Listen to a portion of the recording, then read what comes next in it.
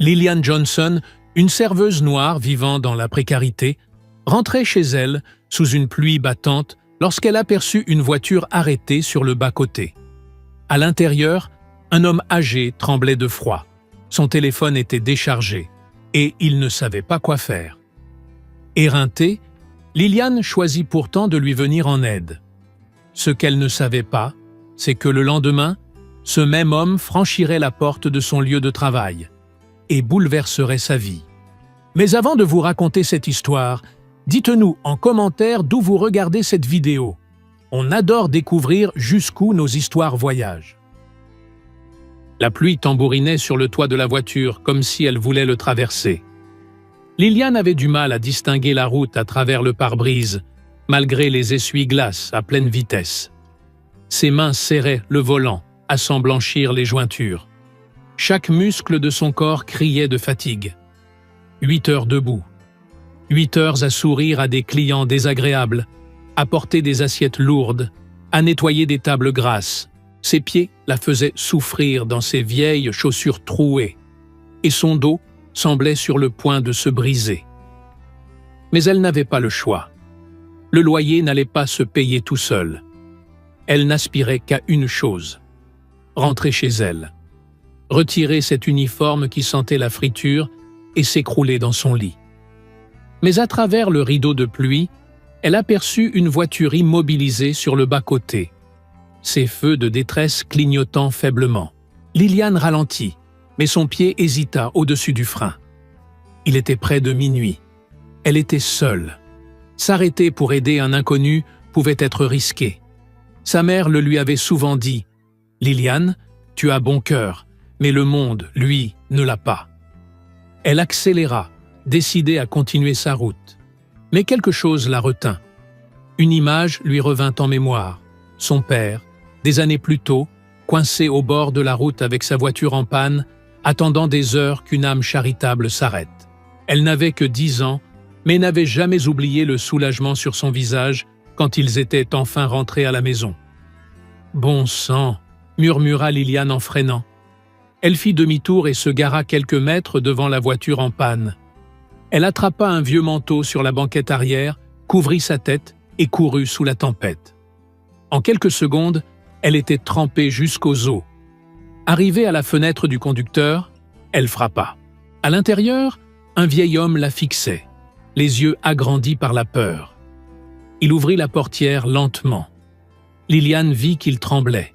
« Vous allez bien ?» cria-t-elle pour couvrir le vacarme de la pluie. Il acquiesça, mais sa voix était à peine audible. « La voiture s'est arrêtée net.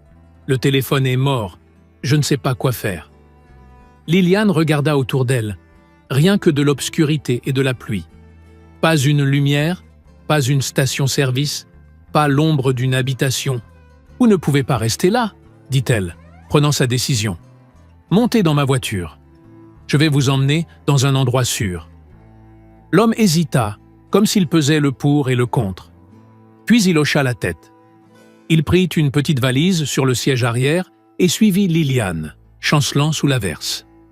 Dans sa voiture, le seul bruit était celui du moteur et de la pluie martelant le toit. Lillian ne savait pas quoi dire. Elle venait de faire monter un inconnu. Et s'il était dangereux? Armé? Mais en le regardant du coin de l'œil, elle ne vit qu'un vieux monsieur trempé, retirant ses lunettes embuées pour les essuyer maladroitement. Il semblait plus effrayé qu'elle. « J'habite juste là-bas », dit Lillian pour briser le silence. « C'est pas grand-chose, mais c'est au sec. Vous pourrez rester jusqu'à ce que la pluie cesse, ou jusqu'à ce que vous trouviez de l'aide. » L'homme tourna la tête vers elle, et pour la première fois, elle vit des larmes dans ses yeux. « Vous ne me connaissez même pas. Pourquoi faites-vous ça ?» Lillian réfléchit une seconde. « Parce que quelqu'un l'a fait pour mon père un jour. Et parce que vous laissez là, ce serait mal. »« Comment vous appelez-vous ?»« Lillian. Lillian Johnson. »« Walter, » répondit-il en lui tendant la main. « Walter Emerson. » En arrivant chez elle, Lillian faillit s'excuser pour l'état des lieux. La peinture s'écaillait, le jardin n'était qu'un enchevêtrement de mauvaises herbes, et la porte d'entrée grinçait sinistrement. Mais c'était chez elle. Elle alluma la lumière. Le salon était exigu, avec un vieux canapé usé et une télé d'un autre âge. Au mur, des photos de famille dans des cadres bon marché. L'endroit était propre, mais visiblement modeste. « Asseyez-vous, je vous en prie », dit-elle en désignant le canapé. « Je vais chercher des serviettes. » Elle revint avec une pile de serviettes et une couverture en laine. Walter se sécha, grelottant toujours. Liliane alla dans la cuisine et mit l'eau à chauffer. « J'espère que vous aimez le thé », dit-elle en revenant avec 2 grandes tasses fumantes et une assiette de pain, de fromage et de quelques tranches de jambon. « C'est pas un festin, mais… »« C'est parfait », l'interrompit Walter en saisissant la tasse à 2 mains. Il en but une gorgée et ferma les yeux. Plus que parfait. Ils mangèrent en silence quelques minutes, puis Walter demanda « Vous travaillez de nuit ?»« Je fais le service du soir », répondit Liliane. « De 14h à 22h. Je suis serveuse dans un resto qui s'appelle le Silver Spoon. Ça fait 7 ans que j'y suis. » « 7 ans, c'est long. Vous devez apprécier l'endroit. » Liliane haussa les épaules. « C'est un boulot. Le patron est infect, le salaire minable, mais il faut bien payer les factures. On fait avec. » Walter hocha la tête, comme s'il comprenait trop bien ce genre de combat silencieux. « Et quand vous ne travaillez pas ?»« Je dors, » répondit Liliane avec un sourire las. « Ou j'essaye. Parfois, je fais des ménages. N'importe quoi pour arrondir les fins de mois. Ça ne doit pas être facile. »« C'est la vie, » dit-elle en buvant une gorgée de thé. « Mais je suis reconnaissante pour ce que j'ai. Il y a des gens dans bien pires situations. » Walter resta silencieux un moment, les yeux fixés sur sa tasse. Puis, d'une voix presque inaudible, il dit « Vous êtes quelqu'un de rare, Liliane. On ne croise pas souvent des personnes comme vous de nos jours. » Le visage de Liliane s'empourpra. « J'ai juste fait ce que n'importe qui aurait fait. »« Non !» répondit Walter en la regardant droit dans les yeux. « La plupart seraient passés sans s'arrêter. » Quand ils eurent fini de manger, Liliane installa le canapé avec des draps propres et la couverture. « Je sais que ce n'est pas très confortable, mais c'est ce que j'ai de mieux. »« C'est largement suffisant, » dit Walter en s'allongeant. « Merci, Liliane. » Du fond du cœur. Liliane hocha la tête et partit se coucher. Mais le sommeil tarda à venir. Elle fixa le plafond, songeant à l'homme dans le salon. Avait-elle fait le bon choix? Et si quelque chose arrivait? Mais au fond d'elle, elle savait qu'elle n'aurait pas pu vivre avec elle-même si elle l'avait laissé sous cette pluie. À l'aube, elle se réveilla au chant des oiseaux. En sortant de sa chambre, elle constata que Walter n'était plus là. La couverture était pliée, les draps rangés. Et sur le canapé, un mot écrit d'une écriture tremblante, mais lisible. « Chère Liliane, les mots me manquent pour exprimer ma reconnaissance. Vous m'avez sauvée hier soir, mais plus encore, vous m'avez redonné foi en la bonté humaine. J'espère pouvoir vous rendre la pareille un jour. Prenez soin de vous. » Avec admiration et gratitude éternelle, Walter Emerson. Liliane sourit, les yeux brillants. Elle rangea soigneusement le mot dans un tiroir de la cuisine et se précipita pour se préparer. Elle était en retard, très en retard. En prenant la route pour le travail, elle était loin d'imaginer que ce simple geste de bonté allait transformer sa vie d'une façon qu'elle n'aurait jamais pu prévoir. Liliane posa le pied dans l'arrière-cuisine du restaurant à 8h17. 17 minutes de retard. Son cœur battait à tout rompre alors qu'elle accrochait son sac dans le casier. Peut-être que Rick ne s'en rendrait pas compte. Peut-être était-il trop occupé pour remarquer. C'était une pensée naïve. Rick Dalton remarquait toujours tout. « Lillian Johnson !» Sa voix résonna dans la cuisine comme un coup de tonnerre. Liliane ferma les yeux, prit une grande inspiration et se retourna. Rick se tenait dans l'encadrement de la porte, bras croisés, le visage rouge de colère. C'était un homme corpulent, dont le ventre débordait de son pantalon, avec une chevelure clairsemée péniblement rabattue sur son crâne luisant, et un souffle qui sentait le café froid et la cigarette. « Oui, Rick? Tu sais quelle heure il est » hurla-t-il en s'approchant d'elle. Les autres employés s'arrêtèrent net. Mary, la cuisinière, se mit à couper des oignons avec une concentration soudaine. James, le commis, frottait frénétiquement une casserole déjà propre. Sarah, la nouvelle serveuse, baissa les yeux pour éviter tout regard. « Il est 8h17, répondit calmement Liliane. « Je sais que je suis en retard et je m'en excuse. J'ai eu une urgence hier soir et… » « Une urgence ?» Rick éclata de rire, mais ce rire n'avait rien d'amusé. Il était sec, cruel. « Laisse-moi deviner. Ton chien a mangé ton réveil? Ta voiture est tombée en panne? Les extraterrestres t'ont enlevé ?» Quelques clients dans la salle se retournèrent pour voir ce qui se passait. Liliane sentit ses joues s'enflammer, mais sa voix resta ferme. « J'ai aidé un vieil homme coincé sur la route pendant l'orage. Sa voiture était en panne et il n'avait aucun moyen d'appeler à l'aide. Je l'ai ramené chez moi et je devrais m'en foutre !» hurla Rick encore plus fort, obligeant Liliane à reculer d'un pas. « Tu crois que j'en ai quelque chose à faire de tes histoires, à dormir debout? Tu crois que ta charité paie mon loyer? » « Rick, je travaille ici depuis 7 ans, dit Liliane, la voix légèrement tremblante. 7 ans sans un seul jour d'absence. 7 ans à arriver à l'heure, à faire des heures sup, à remplacer les autres quand personne ne le faisait. Je te demande juste un peu de compréhension. 7 ans? Rick s'avança d'un pas. Il était si proche que Liliane pouvait sentir son souffle fétide. Tu veux une médaille pour faire ton boulot? C'est ça? Tu veux que je te remercie d'être venu travailler comme tu es censé le faire?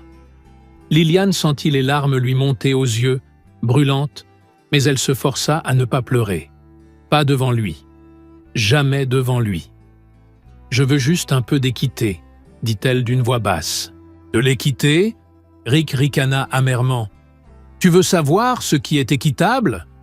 C'est que tu sois viré. » Un silence assourdissant s'abattit. Même le cliquetis des couverts dans la salle sembla s'arrêter. Liliane cligna des yeux, tentant d'assimiler ce qu'elle venait d'entendre. « Pardon? Tu as très bien entendu. T'es viré. Prends tes affaires et dégage de mon restaurant. »« Rick, je t'en supplie, » dit Liliane, sentant le désespoir percer dans sa propre voix. « J'ai un loyer à payer, des factures en retard. Je ne peux pas perdre ce boulot pour un simple retard de 17 minutes. Tu aurais dû y penser avant de jouer les mères Teresa sur la route, » répondit-il avec un sourire cruel. « Maintenant, fous le camp avant que je n'appelle la sécurité. » Liliane balaya la pièce du regard, espérant croiser un regard compatissant, quelqu'un qui dirait quelque chose. Mais tous détournèrent les yeux. Mary essuya une larme discrète, mais resta muette. James serra les mâchoires et secoua la tête. Sarah fixait le sol. « Très bien, » dit Liliane, la voix tremblante mais digne. « Je vais prendre mes affaires. » Elle se dirigea vers les casiers à l'arrière, chaque pas lui semblant peser 1 tonne. Ses mains tremblaient en ouvrant la porte. À l'intérieur, il y avait son vieux manteau, une photo de famille collée avec du scotch et une paire de chaussures de secours. Elle prit la photo avec précaution, passa un doigt sur les visages souriants. Sa mère, décédée 3 ans auparavant. Son père, désormais dans une maison de retraite, qui ne la reconnaissait plus toujours. Son frère, parti vivre dans un autre état et qui appelait à peine. Une larme tomba sur le verre du cadre. Liliane l'essuya rapidement et rangea la photo dans son sac. Quand elle revint dans la cuisine, Rick était accoudé au comptoir, toujours avec son sourire méprisant. « T'es encore là ?» Liliane ne répondit pas. Elle se contenta de marcher vers la porte arrière, serrant son sac contre elle, comme si c'était tout ce qui lui restait. « Ah, au fait, Liliane ?» lança Rick alors qu'elle atteignait la sortie. « N'utilise pas mon nom comme référence. Je ne vais pas mentir pour toi. » Liliane s'arrêta, se retourna et le regarda droit dans les yeux. Et pendant 1 seconde, elle vit le vrai Rick. Un petit homme, pathétique, qui ne se sentait puissant qu'en écrasant les autres. « Je n'ai pas besoin que tu mentes pour moi, Rick. Mon travail parle pour moi. Dommage que tu n'aies jamais compris ça. » Et elle sortit, laissant Rick furieux, le visage rouge. Dehors, une pluie fine tombait comme des larmes du ciel. Liliane s'arrêta sur le trottoir, sans savoir où aller. L'arrêt de bus était à 3 rues, et elle n'avait pas les moyens de se payer un taxi. Il lui faudrait marcher. Mais alors, elle remarqua quelque chose d'étrange. Une voiture noire de luxe était garée de l'autre côté de la rue, moteur allumé. Les vitres teintées ne laissaient rien voir à l'intérieur, et la voiture ne bougeait pas. Liliane fronça les sourcils. Depuis combien de temps était-elle là? Et pourquoi semblait-elle attendre? Elle secoua la tête, pensant que c'était sans doute son imagination, et se mit en marche. Mais une sensation d'inconfort ne la quittait pas.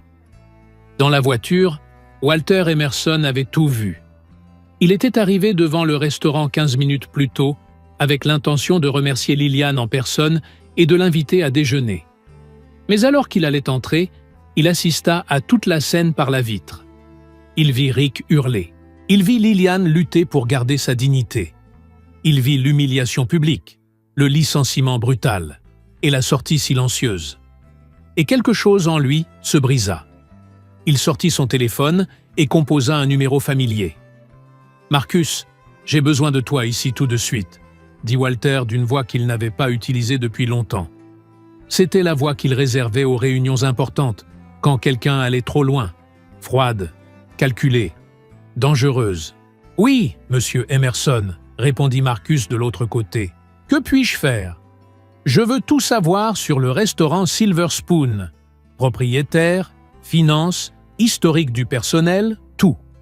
Et je veux chaque détail sur un certain Rick Dalton. Chaque centime qu'il touche, chaque dette, chaque petit secret sale. Compris. Combien de temps j'ai ? 24 heures, dit Walter. Et Marcus ? Creuse bien. Les types comme lui ont toujours des squelettes dans le placard. Il raccrocha, puis regarda une dernière fois Liliane, désormais loin, une silhouette solitaire sous la pluie. « Ne t'en fais pas, Liliane, » murmura-t-il pour lui-même. « La justice arrive. » 3 jours s'étaient écoulés depuis que Liliane avait été licenciée, et chaque heure semblait s'étirer à l'infini. Elle avait envoyé des CV à tous les restaurants, cafés et snacks de la région. Aucun n'avait répondu. L'argent fondait à vue d'œil. Le loyer arrivait dans 2 semaines et elle n'avait même pas la moitié de la somme. La veille, elle n'avait mangé qu'un peu de riz avec un œuf. Ce matin, elle sauterait le petit déjeuner pour économiser. C'était la réalité désormais. Pendant ce temps, au Silver Spoon, Rick Dalton était au sommet de sa tyrannie. La nouvelle serveuse, une jeune fille de 18 ans prénommée Sophie, avait renversé du café sur un client ce matin-là. Rick l'avait forcée à nettoyer à genoux devant tout le monde, tout en l'injuriant pendant qu'elle pleurait silencieusement. Mary, la cuisinière, assistait à la scène, le cœur serré. « Ce n'est pas normal », murmura-t-elle à James. « Ça ne l'a jamais été », répondit James amèrement. « Mais qu'est-ce qu'on peut faire ? C'est lui le gérant. » Nous étions jeudi, midi pile, quand la porte du restaurant s'ouvrit. La clochette tinta doucement. Rick, près de la caisse, comptait la recette du matin lorsqu'il entendit des pas assurés se diriger vers lui. Il leva les yeux et vit un homme qui dégageait une autorité naturelle. Costume gris foncé parfaitement taillé, chaussures italiennes en cuir brillant, cheveux gris impeccablement coiffés. Walter Emerson. Mais Rick ne le reconnut pas. Pour lui, ce n'était qu'un autre client bien habillé. « Bonjour », dit Rick, arborant son plus beau sourire faux. « Vous êtes seul ? Je peux vous installer ?»« Non », répondit Walter d'une voix calme, mais lourde de sens. « Je cherche Liliane Johnson. Elle travaille ici ?» Le sourire de Rick s'effaça immédiatement. « Elle ne travaille plus ici. Je l'ai renvoyée. Employé difficile. Pourquoi? C'est une amie à vous? Walter ne répondit pas tout de suite. Il sortit une carte de visite de la poche intérieure de sa veste et la fit glisser sur le comptoir, d'un geste lent et précis. Rick la prit et lut. Ses yeux s'écarquillèrent. Le sang quitta son visage. Walter Emerson, PDG, Emerson Holdings Group, propriétaire de 24 établissements de restauration dans la région métropolitaine. La main de Rick se mit à trembler. « Monsieur Emerson, je ne savais pas que vous viendriez. Si j'avais été prévenu… » « Pourquoi faire ?» coupa Walter en s'avançant d'un pas. « Pour que vous puissiez jouer au bon manager pendant une journée? Pour mieux masquer qui vous êtes réellement. » Le silence tomba dans le restaurant. Les clients cessèrent de manger. « Monsieur Emerson, je peux vous expliquer au sujet de Liliane. Elle a travaillé ici pendant 7 ans, sans une seule absence, » l'interrompit Walter, sa voix aussi tranchante qu'une lame. 7 ans de loyauté irréprochable. Et vous l'avez licenciée parce qu'elle est arrivée avec 17 minutes de retard. Savez-vous pourquoi elle était en retard? Rick déglutit difficilement, muet. Parce qu'elle s'est arrêtée en pleine tempête pour aider un vieil homme en panne sur le bord de la route. Cet homme, c'était moi. Un murmure parcourut la salle. Mary porta une main à sa bouche, les yeux embués de larmes. James serra les poings, rongé par le remords de ne pas avoir défendu Liliane ce jour-là. « Elle m'a ramené chez elle », poursuivit Walter, sa voix désormais empreinte d'émotion. « Elle m'a offert un repas, un toit, et surtout, de la dignité. Et le lendemain, vous l'avez publiquement humiliée avant de la jeter dehors comme un vulgaire déchet. Vous avez piétiné la vie d'une femme honnête par pure cruauté. Ah, monsieur, je ne savais pas. » « Vous ne saviez pas ?» gronda Walter pour la première fois, sa voix résonnant sur les murs. « Vous n'aviez pas besoin de savoir qui elle avait aidé. Ce qui compte, c'est qu'elle a agi avec bonté et que vous l'avez punie pour ça. Quel genre d'homme fait ça ?» Rick n'avait pas de réponse. Son visage était rouge écarlate. Des gouttes de sueur perlaient sur son front. Walter sortit son téléphone. « Marcus, amène Liliane Johnson au Silver Spoon tout de suite et apporte les documents. » 25 minutes plus tard, Liliane entra dans le restaurant, hésitante. Elle portait les mêmes vêtements qu'il y a 3 jours, propres mais usés. Ses yeux fatigués étaient marqués par des cernes. En voyant Walter debout au milieu de la salle, elle resta figée, déconcertée. « Walter, qu'est-ce que vous faites ici ?» Walter se tourna vers elle, et son visage, jusqu'alors sévère, s'éclaira d'un sourire doux. « Bonjour Liliane, je suis désolé de ne pas être venu plus tôt, mais je suis ici aujourd'hui pour réparer une injustice. » Il se retourna vers Rick, désormais aussi pâle qu'un linge.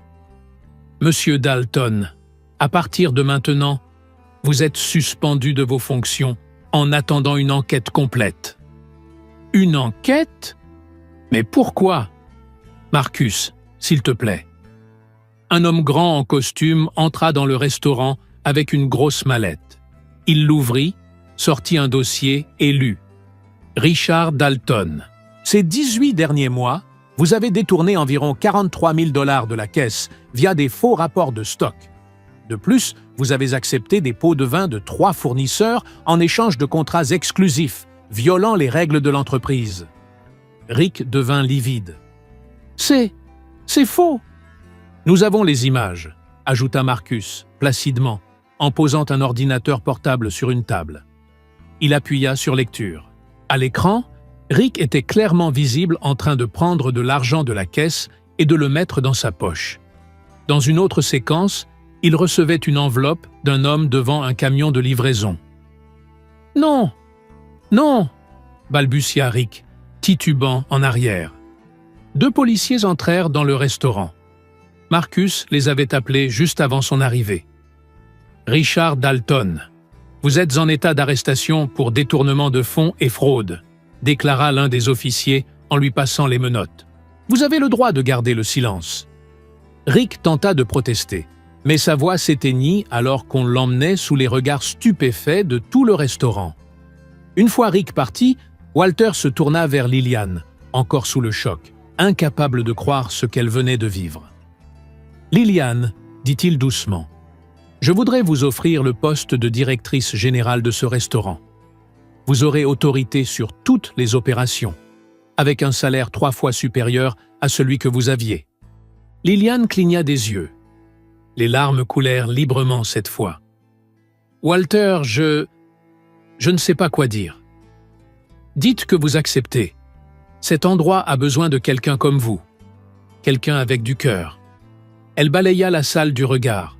« J'accepte, » dit Lillian, la voix brisée par l'émotion. « J'accepte. » Et pour la première fois depuis des jours, elle sourit sincèrement. 8 mois s'étaient écoulés comme dans un rêve étrange et merveilleux. Il arrivait encore à Lillian de se réveiller en pensant que tout cela n'avait été qu'une illusion, qu'elle n'était encore qu'une serveuse mal payée, luttant pour survivre. Mais alors, elle ouvrait les yeux, regardait son nouvel appartement, les vêtements propres et neufs dans l'armoire, sentait le poids de ses responsabilités et de ses réussites.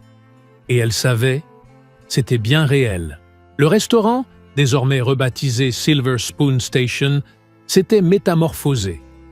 Lillian avait supervisé personnellement chaque détail de la rénovation. Mais plus encore que la décoration, c'est l'ambiance qui avait changé.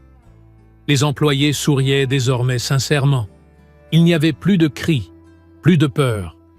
Lillian avait instauré des pauses décentes, des salaires équitables et un système où chacun avait voix au chapitre.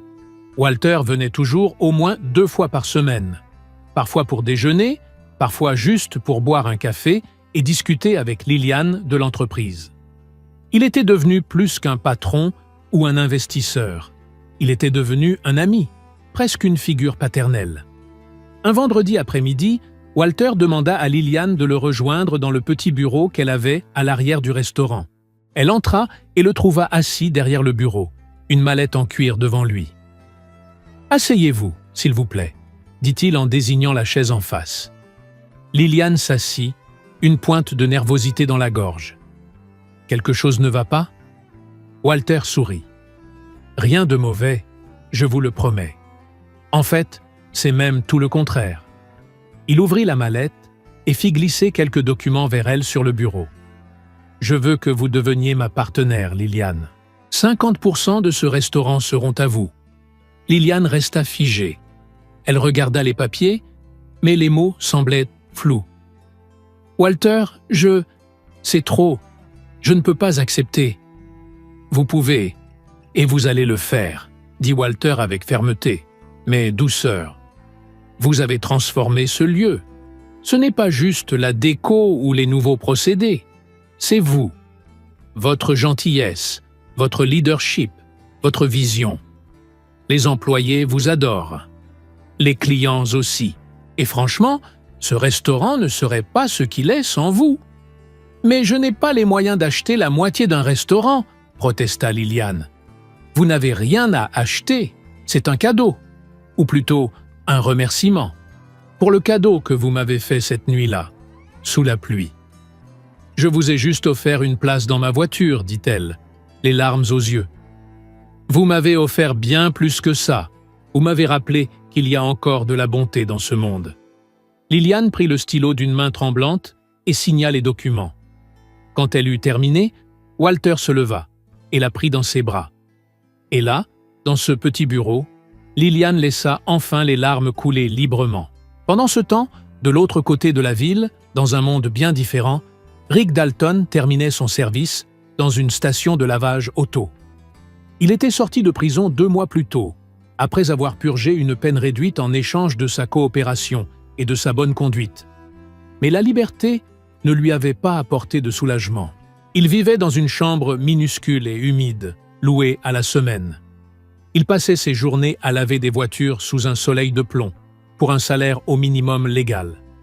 Sa femme avait demandé le divorce. Ses enfants ne lui parlaient presque plus. Ses anciens amis avaient disparu. Il était seul. et chaque jour qui passait rendait le poids de sa honte un peu plus insupportable. Ce jour-là, alors qu'il séchait une berline noire, une silhouette familière s'approcha. Il lui fallut quelques secondes pour la reconnaître. Elle avait tellement changé. Cheveux bien coiffés, vêtements sobres mais élégants, une expression de paix et de confiance sur le visage. Liliane. Rick se figea, le chiffon arrêté en plein mouvement. Son premier réflexe fut de fuir, de se cacher, de disparaître. Mais ses jambes refusèrent de bouger. Liliane s'arrêta à quelques mètres de lui. Elle tenait une enveloppe blanche dans ses mains. « Rick », dit-elle calmement, « pas de colère, pas de mépris, juste une paix tranquille. » « Liliane », réussit-il à dire d'une voix rauque. « Je suis désolé. Pour tout. Je sais que des excuses ne suffisent pas après ce que je vous ai fait. Mais je ne suis pas venu pour entendre des excuses. Je suis venu vous donner ceci. » Elle lui tendit l'enveloppe. Les mains tremblantes, Rick ouvrit l'enveloppe. À l'intérieur se trouvait un reçu de don, au nom de l'association Deuxième Chance, une organisation qui aide les anciens détenus à se réinsérer dans la société. Le montant du don, 5 000 $, et le nom indiqué sur le reçu, Richard Dalton. Avec le reçu de don, il y avait un mot écrit à la main, Rick. Je ne vais pas prétendre que ce que tu as fait était juste. Tu m'as profondément blessé et tu as blessé d'autres personnes aussi. Mais je ne vais pas non plus prétendre que tu n'es que la somme de tes pires choix. Tout le monde mérite une seconde chance. Tout le monde mérite la possibilité de recommencer. Ce don a été fait en ton nom, parce que je crois que tu peux devenir meilleur que ce que tu as été. Et j'espère qu'un jour, tu croiras en cela toi aussi. Quelque chose se brisa en lui. Pas une cassure destructrice. Non, une de ces fissures nécessaires, celles qui ouvrent enfin la voie à la reconstruction. Les larmes jaillirent soudain, puissantes, et il ne chercha pas à les cacher. Pourquoi parvint-il à articuler à travers ses sanglots? Pourquoi tu ferais ça pour moi? Après tout ce que j'ai fait? Liliane réfléchit un instant. Parce qu'un jour, quelqu'un m'a tendu la main quand j'en avais le plus besoin. Et parce que je crois que la bonté ne devrait pas être conditionnelle. Elle devrait être offerte même quand elle n'est pas méritée. Surtout quand elle ne l'est pas. Elle fit un pas pour s'en aller, puis s'arrêta, se retourna. « Ah, et Rick, si un jour tu as besoin d'une recommandation pour un meilleur emploi, tu peux m'appeler, mais seulement si tu es vraiment prêt à changer. » Puis elle s'éloigna, le laissant là, debout sous le ciel brûlant, tenant ce papier comme s'il s'agissait de la chose la plus précieuse au monde. 3 semaines plus tard, c'était la grande réouverture officielle du Silver Spoon Station, après les derniers travaux de rénovation. Une nouvelle enseigne lumineuse brillait sur la façade, visible de loin. À l'intérieur, le restaurant débordait de monde, des visages souriants, des éclats de rire, le tintement joyeux des verres. L'ambiance vibrait de chaleur humaine. Liliane se tenait à l'entrée, vêtue d'une robe simple mais élégante, accueillant chaque invité avec bienveillance. Walter était à ses côtés, un sourire fier accroché au visage. « Tu y es arrivé », murmura-t-il. « Regarde ce que tu as bâti. » Liliane regarda autour d'elle. Elle vit Mary en cuisine, menant son équipe avec assurance. James présentait un nouveau plat à une table enthousiaste. Sophie, la jeune serveuse, prenait les commandes avec un vrai sourire sur le visage. Et puis, elle aperçut quelque chose qui la fit s'arrêter net. Au fond du restaurant, à une table discrète, se trouvait Rick, vêtu de vêtements propres, rasé de près, l'air un peu nerveux. Quand leurs regards se croisèrent, il leva timidement la main pour saluer. Liliane lui fit un petit signe en retour, un sourire sincère aux lèvres. « Oui », dit-elle à Walter, le cœur gonflé d'émotion.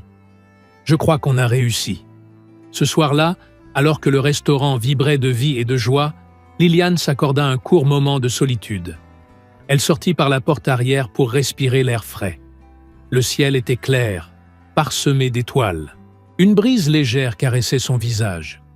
Elle repensa à cette nuit pluvieuse, des mois plus tôt, quand elle s'était arrêtée pour aider un vieil homme en panne sur le bord de la route. Elle se souvint de ce geste minuscule, d'apparence insignifiante, et de la façon dont il avait déclenché une réaction en chaîne qu'elle n'aurait jamais pu imaginer. Et soudain, elle comprit quelque chose de fondamental. La bonté n'est jamais perdue. Elle se propage, elle se multiplie, elle touche des vies bien au-delà de ce que l'on peut voir. Un client sorti du restaurant s'arrêta un instant et lui sourit.